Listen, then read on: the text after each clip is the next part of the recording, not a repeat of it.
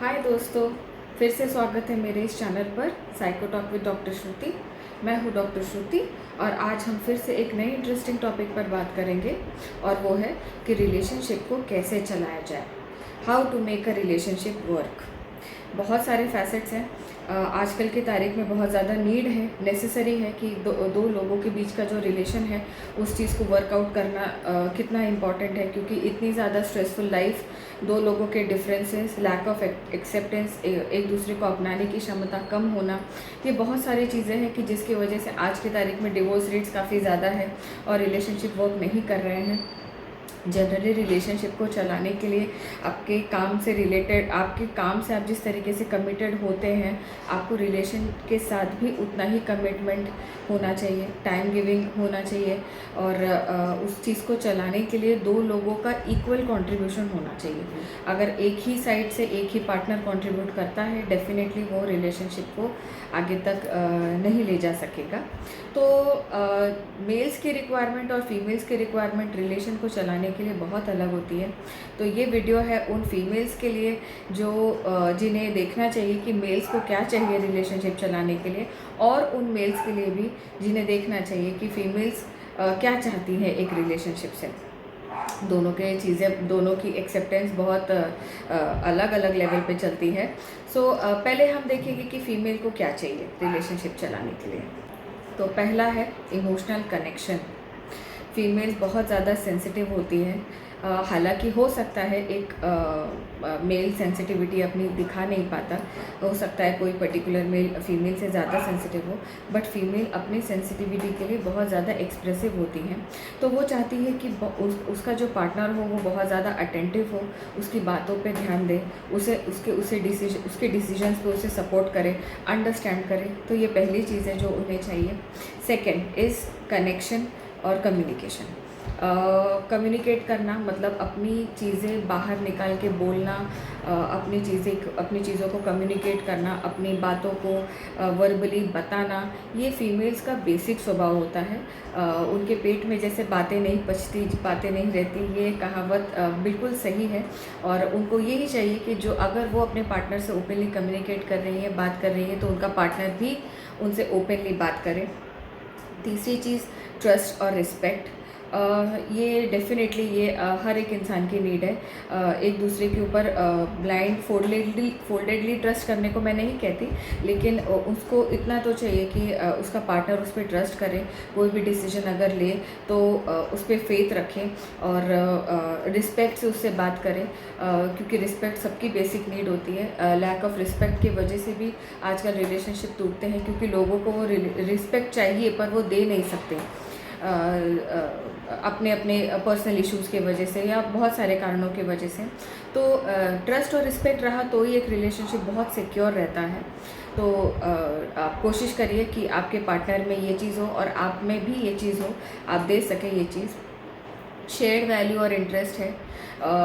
एक दूसरे के इंटरेस्ट लेवल्स काफ़ी मैच हो तो उनके साथ में रहने के परसेंटेज बढ़ जाते हैं। हॉबीज़ अगर इक्वली वो शेयर करते हैं कोई, या ऐसे पर्सनल वैल्यूज़ या फैमिली वैल्यूज़ जिसको लेके वो सोचते हैं कि उनकी फैमिली आधारित रहे, या वो उस फैमिली को आगे चल के उसी फैमिली के का हिस्सा बनना चाहते हैं, तो ये शेयर्ड हो। अगर कोई बेसिक वैल्यू है, कोई आपकी बचपन से अपब्रिंगिंग बहुत मैटर करती है इसमें कि आपकी अपब्रिंगिंग कैसी है, क्योंकि वो पेरेंट्स हैं आपको जो वैल्यूज़ सिखाते हैं। तो अगर वो पार्टनर भी उसी वैल्यूज़ को शेयर करता है, फैमिली वैल्यूज़ हो, पर्सनल वैल्यूज़ हो, तो इजी हो जाता है उसे कंटिन्यू करना। वो सी टू इट कि आपका पार्टनर सेम पेज में हो, अफेक्शनेट हो, जितना प्यार चाहिए लोगों को उतना देना भी जानता हो। मैं नहीं बोलती कि पब्लिक डिस्प्ले ऑफ अफेक्शन हो, बट एक इमोशनल अफेक्शन हो, अप्रिशिएट करे, प्यार करे। और प्यार सिर्फ एक ही एस्पेक्ट के साथ नहीं होता, बहुत सारे एस्पेक्ट्स हैं उसमें। उसे लव्ड फील होना चाहिए, उसको रिस्पेक्टेड फील होना चाहिए। तो ये सारी चीज़ें जो कंट्रीब्यूट करती है फॉर लव, तो ये सारी चीज़ें वुमेन देखती हैं। अगर उन्हें कोई पार्टनर चाहिए तो मेल्स में फीमेल्स में ये सारी चीज़ें उन्हें चाहिए होती है। तो अब हम देखेंगे कि मेल्स क्या चाहते हैं, क्योंकि जनरली हमें पता ही नहीं चल पाता, औरतों को पता ही नहीं चल पाता कि मेल्स को रिलेशनशिप से चाहिए क्या। सो आइए देखते हैं मेल्स क्या चाहते हैं रिलेशनशिप से। पहली चीज़ है रिस्पेक्ट। मेल्स के लिए रिस्पेक्ट, हाँ, सबसे पहली चीज़ें जो होने चाहिए, उनको पार्टनर ऐसा चाहिए कि उनकी इज़्ज़त करें, उनकी फैमिली की इज़्ज़त करें, उनकी बातों को फोर फ्रंट में रखें और उनके ओपिनियंस को वो कंसिडर करें, तो सपोर्ट करें।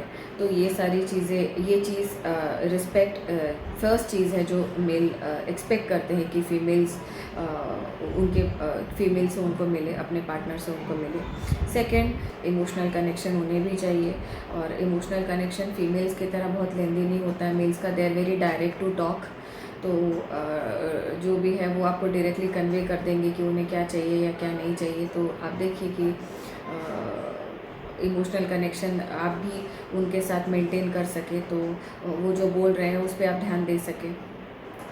Third, communication. मेल्स का कम्युनिकेशन बहुत ही कट शॉर्ट लेवल पे होता है, बहुत ज़्यादा कम्युनिकेटिव नहीं होते, बहुत ज़्यादा एक्सपेंसिव नहीं होते। तो उनकी कम्युनिकेशन के लिए आप उनको फोर्स मत करिए। जितना भी वो कम्युनिकेट करते हैं, सी टू इट कि आप उस पर ही ध्यान दें और उस पर वर्क करें कि हेल्दी है कि नहीं वो कम्युनिकेशन, आप तक पहुँच रही है कि नहीं, वो क्या बोलना चाह रहे हैं आप उसे समझ पा रहे हैं कि नहीं। शेयर्ड इंटरेस्ट, दोनों के इंटरेस्ट लेवल्स काफ़ी शेयर होने चाहिए। बात करने से लेके, हॉबीज़ से लेके, कोई पार्टनर को इम्प्रेस करने से लेके एक दूसरे को, आप कोशिश करिए जान सके कि आपके पार्टनर को क्या चीज़ें हैं जो अच्छी लगती है, जो उनको एस्केलेट करती है रिलेशनशिप को आगे बढ़ाने के लिए। तो ये चीज़ें जो मेल्स को चाहिए होती है, और मैंने पहले बता दिया जो फीमेल्स को चाहिए होती है। बट जो डिफरेंसेस है तो वो वेरी करता है पर्सन टू पर्सन। आप जितना साथ में रहेंगे उतना ही पार्टनर के साथ आप जान पाएंगे कि आप किस टाइप का पार्टनर आपका है। तो ये जानने के लिए आप अपने पार्टनर पे ध्यान दीजिए, आप देखिए कि वो क्या चाहता है आपसे। और हाँ, डेफिनेटली दोनों पार्टनर्स के लिए इम्पॉर्टेंट है कि एक्टिव लिसनिंग हो, एक दूसरे की बातें सुनने की क्षमता रखें, जज ना करें, तुरंत ही कंक्लूजन पे ना पहुंच जाएं। तो सुनना एक बहुत बड़ी कला है, बहुत बड़ा टास्क है जो एक दिन में नहीं आएगा, धीरे धीरे आप डेवलप कर सकते हैं एक्टिव लिसनिंग। कोशिश करिए कि ज़बान कम यूज़ करें और कान ज़्यादा यूज़ करें, तो डेफिनेटली ये चाहे मेल हो या फीमेल हो, आपका रिलेशन उतना ज़्यादा चलेगा।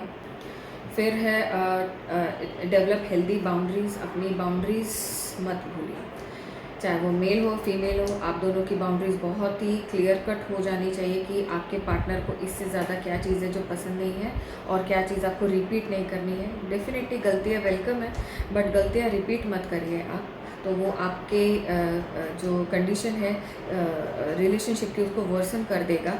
सो सी टू इट, आप जिस चीज़ से आपका पार्टनर ट्रिगर होता है वो चीज़ें आप मत करिए। जेन्युइन एफर्ट्स लीजिए कि आप उससे सीख चुके हैं, आप उसे रिपीट नहीं कर रहे हैं, वो उन तक पहुंच रही है। और एम्पैथाइज़ करिए, अगर कोई चीज़ से कोई आपके इमोशन से उनको हर्ट हो गया है तो उनकी फीलिंग्स को एम्पैथाइज़ करिए, समझिए। और ये बहुत होगा अगर आप उनके इमोशंस को, उनके नीड्स को समझ सकें और अपनी बाउंड्रीज़ क्रॉस ना करें।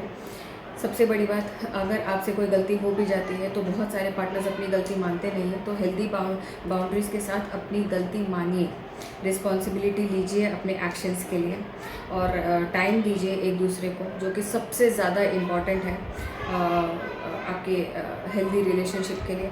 और लेकिन अगर फिर भी ये चीज़ वर्कआउट नहीं करती है तो आप किसी काउंसलर को या मैरिज काउंसलर को या कोई प्रोफेशनल हेल्प आप ले सकते हैं, आर्टिकल्स पढ़ सकते हैं, किताबें ऐसी पढ़ सकते हैं जिससे इमोशंस एक दूसरे के आप समझ सकें, नीड्स एक दूसरे के समझ सकें।